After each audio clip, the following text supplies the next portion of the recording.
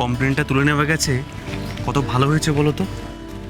যদি পুলিশ কোনোভাবে খবর পেয়ে বাড়িতে চলে আসতো তখন কাকুলির যে কী যে হতো। কাকুলি এসব কেন যে করে কি করে কিছুই বুঝতে পারি না।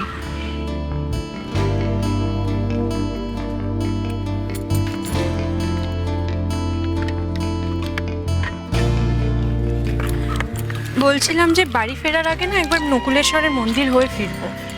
হ্যাঁ,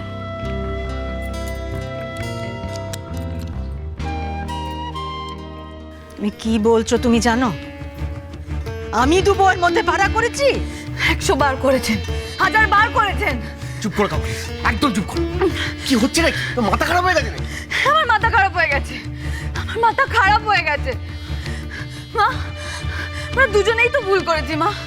বদ্দিও ভুল করেছে, আমিও ভুল করেছি, কিন্তু আপনি বদ্দিকে বারবার মাফ করে দিয়েছেন, কিন্তু আমার বেলা। কাকুলি, এবং কিন্তু বড্ড বাড়াবাড়ি হচ্ছে। ওকে বলতে দে, সব শুনবো আমি। চিরটা কাল আমি আপনার সম্মান করেছি মা, কখনো কোনো প্রশ্ন করিনি, কিন্তু বদ্দি সব সময় প্রশ্ন করেছে। বামুনদের বাড়িতে আনা নিয়ে প্রশ্ন করেছে, তাদের সেবা করা নিয়ে প্রশ্ন করেছে, নারকেল ফাটানো নিয়ে প্রশ্ন করেছে, সেটা কি দোষ সেটা নিয়ে প্রশ্ন করেছে, ছেলে মেয়েতে কি তফাৎ সেটা প্রশ্ন করেছে, এটা কেন করবো সেটা কেন করবো, সব কিছু নিয়ে বদ্দি প্রশ্ন করেছে মা। আমি তো আপনাকে কোনোদিন প্রশ্ন করিনি। তাহলে মা, আজ আমি একটা প্রশ্ন করি। হ্যাঁ, আমি আর বদ্দি এই বাড়ির দুই বউ, আমাদের মধ্যে আপনি তফাৎ কেন করেন মা? কেন করেন? তুমি এবার থামো কাকুলি, দোহাই তোমার। কেন? মা তো বলে, মা সবার মা। আজ এক মেয়ে তার মাকে প্রশ্ন করছে, এক ছেলের বউ তার শাশুড়িকে প্রশ্ন করছে, করতে পারে না? মা, বদ্দি তো আপনার চোখের সামনে দিয়ে কলেজ চলে গেল, আপনি তো তাকে কিছু বললেন না মা, বাড়ি থেকে বার করে দিলেন না তো। আপনার তো পড়াশোনায় মানা মা, সেটা তো বদ্দি মানলো না, আর তার জন্য কিন্তু এবারে কারোর মাথার উপর আকাশ ভেঙে পড়েনি। কেন মা? হ্যাঁ, আর তার মন রাখার জন্য আপনি কত কিছু করছেন। আর কাকুলির কি কোনো মন নেই মা? সে যদি রান্নাঘর থেকে একটা খাবার চুরি করে খায়, আপনি তার মা বাবাকে ডেকে পাঠান। আপনি বলুন তো মা, আমার মা বাবা কতবার এই দরজার সামনে এসে আপনার কাছে হাত জোর করে গলায় আঁচল দিয়ে ক্ষমা চেয়েছে? বলতে পারবেন? পারবেন না মা। কিন্তু বদ্দি বেলায় না, এটাকে পাশে দিলি বলে না মা। আমি মিথ্যে কথা বলি বলে আপনি আমাকে বারবার বাড়ি থেকে ঘাট ধাক্কা দিয়ে বার করে দিয়েছেন, কিন্তু বদ্দি যে রাতের পর রাত আপনাকে না বলে কলেজে গিয়ে পড়াশোনা করেছে, সেটাতে কোন সত্যিটা ছিল বলুন তো মা?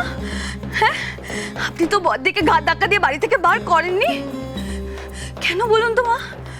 কেন বার করেননি? ও, আপনার বড় ছেলের বউ বলে বদ্দা এই সংসারে বেশি টাকা দেয় বলে?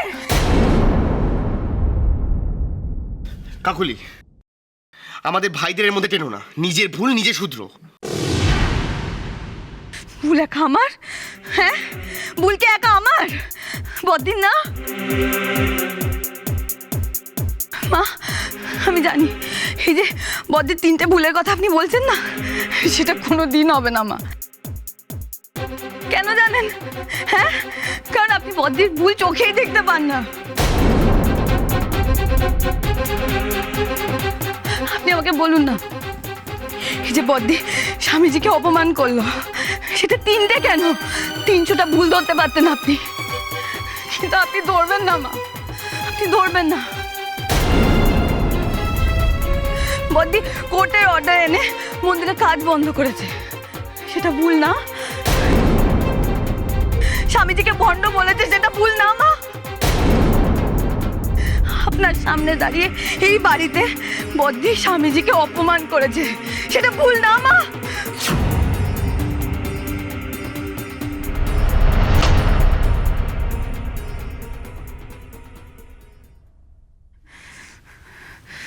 জবাব আমি পেয়ে গেছি মা। আপনি চুপ থেকে আমাকে বুঝিয়ে দিয়েছেন যে এই একটাও বদ্দির ভুল না। কিন্তু আপনি বলুন তো মা, আমি যদি আপনার সামনে স্বামীজিকে ওইভাবে অপমান করতাম, আপনি আমাকে বাড়িতে রাখতেন? রাখতেন না মা, বাড়ি থেকে বার করে দিতেন। কিন্তু সে পরোয়া কিন্তু বদ্দির নেই। কিন্তু আমাকে দেখুন, এই বাড়িতে থাকবো বলে, আপনাদের সাথে থাকবো বলে আমি কত চেষ্টা করে যাচ্ছি। টিকালেশ্বরী ওষুধও খেয়েছি, চুরিও করেছি। আপনারা সবাই কাকুলির চুরিটা দেখলেন, কিন্তু তার যে আপনাদের সাথে থাকার কত ইচ্ছে সেটা তো দেখলেন না মা। কাকুলি, সে কে তোমার? হ্যাঁ, কোনোদিন তার পক্ষ নিয়ে কথা বলেছো? কখনো তার পাশে দাঁড়িয়েছো? কিন্তু দেখুন মা, এখনো আপনার মেজো ছেলে সুন্দরী, ছোটু, বদ্দা, এমনকি বাবা, সবাই কিন্তু বদ্দির পক্ষে। এ বাড়িতে সবাই আমাকে নিয়ে ঠাট্টা করে, সব সময় অপমান করে। কেন বলুন তো? আর একটাই কারণ মা, কারণ আপনি দুই বউকে কখনো এক চোখে দেখেননি, কখনো দেখেননি মা।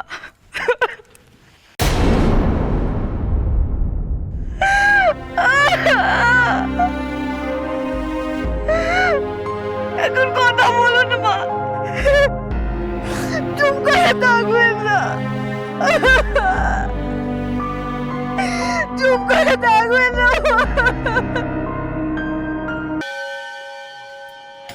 শশী, আমি না তোমাকে ঠিক বুঝি না।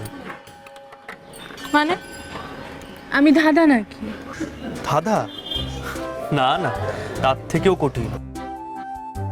তা নিশিত বাবু, এখন আপনি ঠিক কি বুঝলেন না? এই যে তুমি আজ হঠাৎ নকুলেশ্বরের থানে আসতে বললে, তবে তোমায় দেখে মনে হয় না যে তুমি মন্দির, ঠাকুর দেবতা, পূজা আর্চা মানো। তখন কি মনে হয়, নাস্তিক? না, নাস্তিক ঠিক না, তবে মন্দিরে গিয়ে পুজো করার মতন না। এই তো তুমি বললে তুমি আমাকে বোঝো না, বেশ ভালোই তো বোঝো। তোমাকে একটা সত্যি কথা বলবো, আমি না এসব ধর্ম টর্ম রীতিনীতি বুঝি না, আমি শুধু মানুষ বুঝি। যেন বাবা বলতো সব প্রাণীর মধ্যেই ঈশ্বর আছে। বাবা এটাও মানতো, জীবে প্রেম করে যেই জন সেই জন সে বিচে ঈশ্বর। আমিও খুব মানি। শশী, আমি সেই জীবের মধ্যে পড়ি না। না, খালি আর কি না। চলো না একবার মন্দির থেকে ঘুরে আসি।